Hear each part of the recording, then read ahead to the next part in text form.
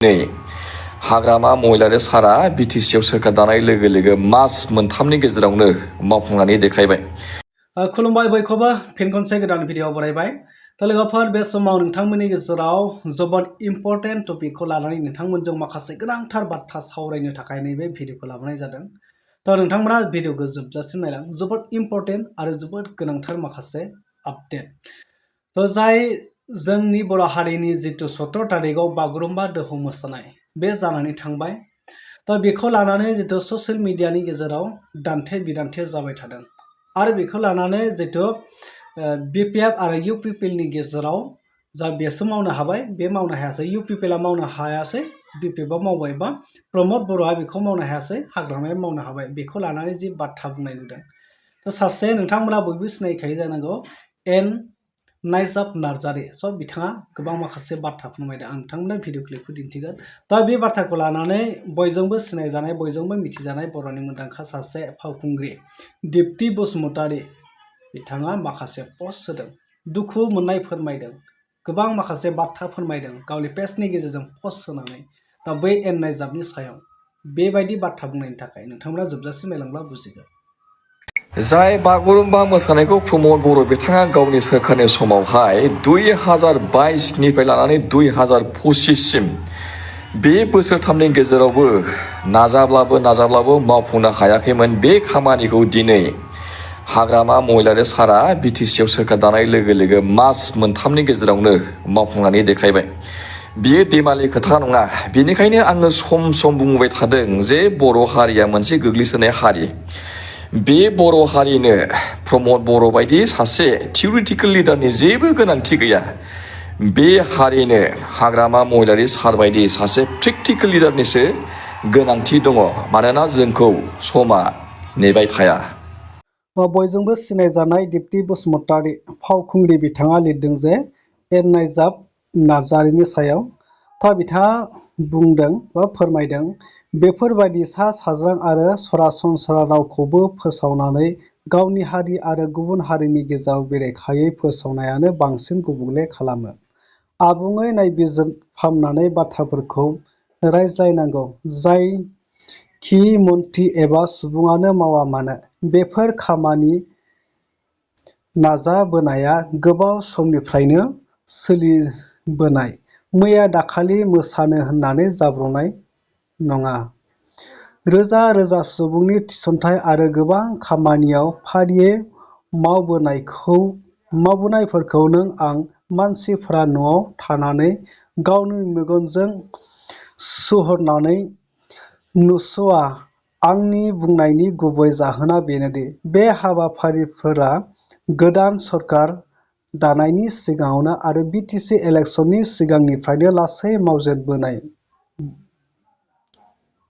दिनै गमामायैनो जाफुंसारनायनि फिथाइखौ मोननाय नुथाय। बेनिखायनो आं सानो, बे नोंसोरबादि गाहाय आरो देरसिन बैसोनि मानसिफोरा जुदि बेफोरबादि आरजाथावै बाथ्रा फोसावोब्ला जोंबादि दावगाफुनाय उन्दैसिन लाइमोनफोरनो मा फोरोंलांगोन? मानोना जोंबो सासे समाज, जोंनि इयुन जोलैखौ गेबेङै दिथा होलांनांगोन। आरो जोबनायाव आं बुंनो सानो जे बर' हारिया गोग्लैसोनाय हारि नङा, मुलुगनाङैनो मिथिसारजानाय गेदेर हारि। मैया मा जालांदों बेफोरखौ सोंखारियाबालानो गाबोन आरो इयुनाव मा मावनानै हारिखौ जौगाबावगोन बेखौ सावरायनायासो गुबै आरो गोनांसिन। नोंथांमोननो डाइरेक्टलि भिडिअ क्लिप आरो दिप्ति बसुमतारीनि जितु स्क्रिन रेकर्डनि गेजेरजों आं नोंथांमोननो फरायनानै दिन्थिखाबाय बा फोरमायखाबाय। बाथ्राया थारैनो जे दिप्ति बसुमतारी बिथाङा लिरदों, बे थारैनो सैथो। नाथाय जि बागुरुम्बा दोहौखौ लानानै जाय एन नायजाब बिथाङा फोरमायबाय, बे माने जोंनि बर' रायजो राजाफोरनि थाखाय बा जोंनि इयुन लाइमोनफोरनि थाखाय बे माने बाथ्राया गनायजाथावना नङा। दिनै बागुरुम्बा दोहौआव बागुरुम्बाखौ मोसानो थाखाय, दिन्थिफुंनो थाखाय बेसेबांबा गोबाव सम नांदों। थांनाय 2022आवनो बेखौ जे बिनि थांखिखौ लाजेननाय जादोंमोन बा बिनि सिमांखौ नुजेननाय जादोंमोन बै समाव UPPL गभर्नमेन्ट दंमोन, प्रमद बर' सार दंमोन। दा बै समावनो बे थांखिखौ लानाय जादोंमोन आरो बे थांखि हिसाबै बिनि कमप्लिटलि आरो बिनि गासैबो सेलेक्सन खालामनाय, बिनि प्रेक्टिस खालामनाय, बेखौ माब्रै एंगेलजों, मा आइडियाजों माबायदि खालामनांगौ बेखौ गासैबो बे गोबाव समनिफ्रायनो माने नाजाबोबाय थानाय आरो बेखौ लासैनो बेखौ माने मावबोबाय थानाय जादोंमोन बे खामानिखौ। डकुमेन्टस लादोंमोन, जायफोरा मोसाखावरि, दामगिरि बिथांमोनखौ डकुमेन्टस लानानै डकुमेन्टसनि गेजेरजों फर्म फिलआप खालामनानै साबमिट खालामनानै बेखौ गभर्नमेन्टसिम दैथायहरदोंमोन आरो लासैनो माबायदि मोसानाय जागोन, बोरै दिन्थिफुंनो हागोन बिनि प्रेक्टिसखौ बयनोबो बे बाथ्राखौ माने जायफोरा खेराइ हान्जानि दैदेनगिरिफोर, जाय मास्टारफोर दङ, दा बिसोरो माने बे बाथ्राखौ फोरमायदों आरो ट्रेनिंखौ होबोबाय थाखानाय जादोंमोन आरो होबोयै दिनै 17 तारिखआव बेखौ मावफुंनाय जाबाय। नाथाय जाय बाथ्राखौ बिथाङा बुंदों बियो प्रमद बर'आ 22आव नुदोंमोन, नाथाय 2022आव नुनाय सिमांखौ बिथाङा 3 बोसोरनि उनावबो मावफुंनो हायासै। नाथाय हाग्रामा महिलारी सार बिथाङा मास मोनथामनि गेजेरावनो मावफुंनानै दिन्थिबाय होननाय बाथ्राया बे माने जोबोद लासिंसिं आरो बे गनायजाथाव नङा। नाथाय बे बाथ्राखौ बयबो मिथियो जे मास मोनथामनि गेजेराव ना प्रेक्टिस खालामगौमोन, ना सेलेक्ट खालामगौमोन, ना मानसि बुथुमगौमोन, ना खारि बुथुमगौमोन, बे माने जाफुंसारनाय नङामोन। जुदि बे सिमांखौ देग्लायनो 26आव नुनायमोनब्ला हयथ' बियो 28-29फोरावसो जाहैनो हागौमोन।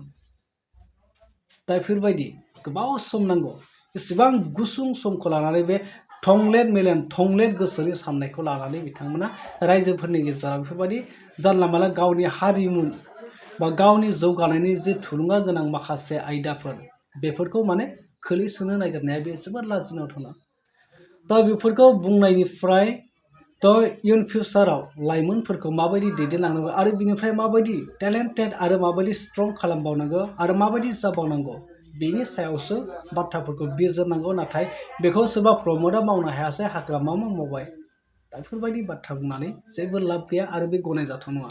दा मोन्थिदों बिथाङा सासे आफादनिबो सुबुंमोन, नाथाय सासे आफादनि सुबुं जानानै जुदि रायजोफोरजों अनजानाय बा लाइमोनफोरजों अनजानाय पाब्लिकनि गेजेराव जुदि आरजाथावै जे गावनि अगियान गोसोखौ बेफोरबायदि दिन्थिफुंनायखौ माने गनायजाथावा नुवाखै आरो।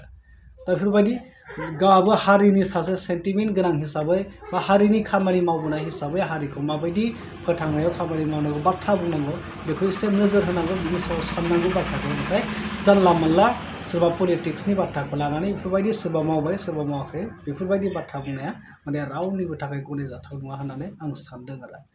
थ' बिनि सायाव नोंथांमोना मा बुजिनो मोनखो, मा फोरमायनो सानो, नोंथांमोना कमेन्ट सेक्सनाव थांनानै कमेन्ट खालाम।